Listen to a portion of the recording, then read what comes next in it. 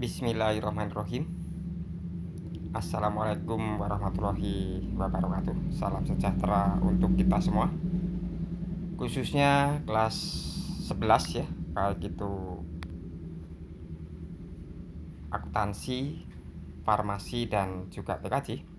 Nah, di sini di dalam pembelajaran jarak jauh PKN kali ini, yaitu Bapak akan menyampaikan mengenai tentang bab baru, yaitu bab kelima, yakni mengatasi ancaman untuk membangun integrasi nasional. A. Mewaspadai ancaman terhadap integrasi nasional. Posisi negara Indonesia yang berada di tengah-tengah dunia dilewati garis khatulistiwa, diapit oleh dua benua, yaitu Asia dan Australia, serta berada di antara dua samudra, yaitu Samudra Hindia dan Samudra Pasifik. Kondisi tersebut menunjukkan bahwa wilayah Indonesia berada pada posisi silang sangat strategis. Akibat posisi strategis tersebut, Indonesia memiliki beberapa aspek-aspek kehidupan sosial yang berbeda dengan negara lain. Di antaranya, 1. Penduduk Indonesia berada di antara daerah berpenduduk padat di utara dan daerah penduduk jarang di selatan. 2. Ideologi Indonesia terletak antara komunisme di utara dan liberalisme di selatan. 3. Demokrasi Pancasila berada di antara demokrasi rakyat di utara, yaitu Asia Daratan bagian utara, dan demokrasi liberal di selatan. 4.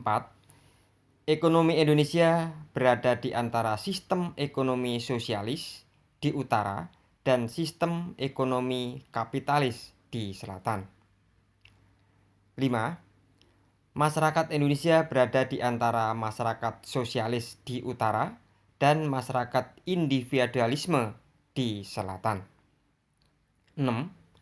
Kebudayaan Indonesia di antara kebudayaan timur di utara dan kebudayaan barat di selatan. 7. Sistem pertahanan dan keamanan Indonesia berada di antara sistem pertahanan kontinental di utara dan sistem pertahanan maritim di barat, selatan, dan timur. Posisi silang Indonesia merupakan sebuah potensi sekaligus ancaman bagi integrasi nasional bangsa Indonesia. Ancaman apa bagi bangsa Indonesia? Itu adalah merupakan suatu bentuk pertanyaan, yaitu ancaman tersebut datang dari luar maupun dari dalam negeri Indonesia sendiri dalam berbagai dimensi kehidupan.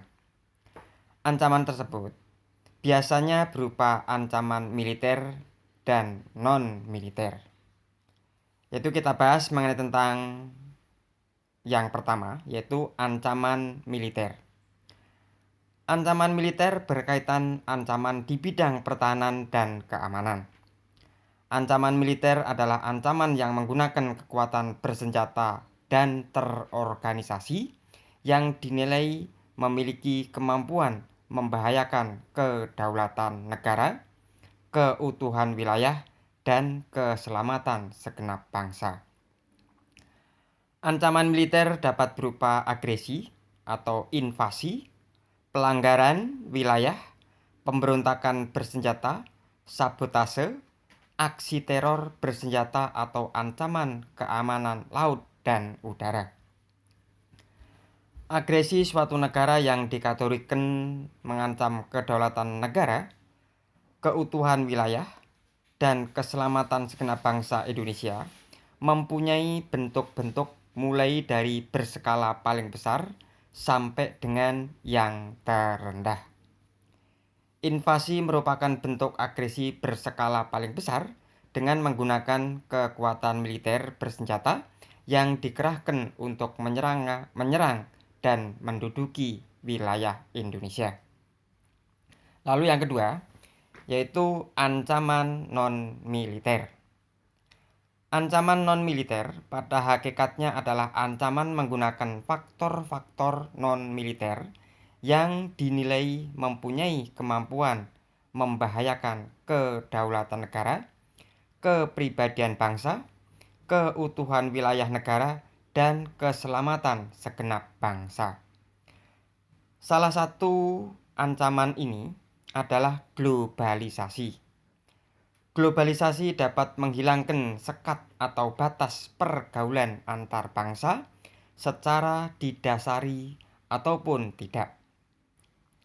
Ancaman non-militer diantaranya dapat berdimensi ideologi, politik, ekonomi, dan sosial budaya. A. Yaitu ancaman di bidang ideologi. Indonesia dengan tegas menolak paham komunis dan Zionis. Akibat dari penolakan tersebut, negara-negara komunis dapat dikatakan tidak dirasakan oleh bangsa Indonesia. Kalaupun ada, pengaruh tersebut sangat kecil ukurannya. Akan tetapi, meskipun demikian bukan berarti bangsa Indonesia terbebas dari pengaruh paham lainnya, misalkan pengaruh liberalisme. B. Yakni ancaman di bidang politik. Ancaman di bidang politik dapat bersumber dari luar negeri maupun dalam negeri. Dari luar negeri, ancaman di bidang politik dilakukan oleh suatu negara dengan melakukan tekanan politik terhadap Indonesia. Intimidasi, provokasi, atau blokade politik merupakan bentuk ancaman non-militer berdimensi politik yang sering kali digunakan oleh pihak-pihak lain untuk menekan negara lain. Ancaman politik yang bersumber dari dalam negeri, yakni dapat berupa penggunaan atau pengerahan massa untuk menumbangkan pemerintahan yang berkuasa, atau menggalang kekuatan politik untuk melemahkan kekuasaan pemerintah. Selain itu, separatisme juga bentuk lain dari ancaman politik dari dalam negeri. Lalu yang C, yaitu ancaman di bidang ekonomi. Globalisasi perekonomian merupakan suatu proses kegiatan ekonomi dan perdagangan negara-negara di seluruh dunia yang semakin terintegrasi dengan tanpa rintangan batas teritorial negara. Globalisasi perekonomian mengharuskan penghapusan seluruh batasan dan hambatan terhadap arus modal, barang, dan jasa ketika globalisasi ekonomi terjadi. Batas-batas suatu negara akan menjadi kabur dan keterkaitan antara ekonomi nasional dengan perekonomian internasional akan semakin erat. D. Ancaman di bidang sosial dan budaya. Ancaman sosial budaya dapat berasal dari dalam dan luar. Ancaman dari dalam yaitu didorong oleh isu-isu kemiskinan, kebutuhan, keterbelakangan, dan ketidakadilan.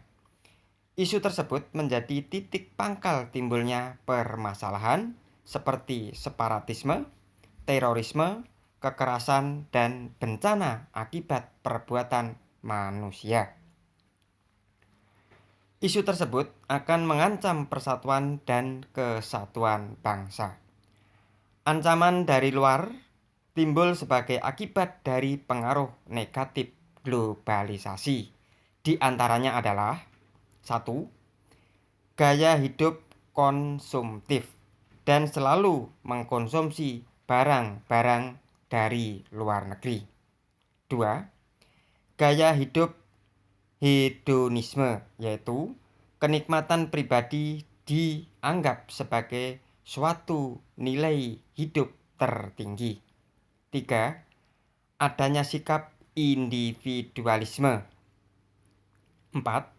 Gejala westernisasi, yaitu gaya hidup yang selalu berorientasi kepada budaya barat tanpa diseleksi terhadap atau maksudnya tanpa diseleksi terlebih dahulu, seperti yaitu meniru model berpakaian, model rambut, atau model sepatu. Lalu yang kelima, yaitu semakin lunturnya nilai-nilai keagamaan dalam kehidupan bermasyarakat. Nah, mungkin ya sampai di sini dulu, yaitu tayangan video pembelajaran jarak jauh kali ini ya di kelas 11. Ya, mudah-mudahan yaitu nanti kita menjelang tahun ajaran baru, yaitu kita bisa melaksanakan melalui PJJ tatap muka. Dan Bapak ingatkan, yaitu tetap kalian melakukan absensi di kelas serta mengerjakan kuis daripada pertemuan kali ini.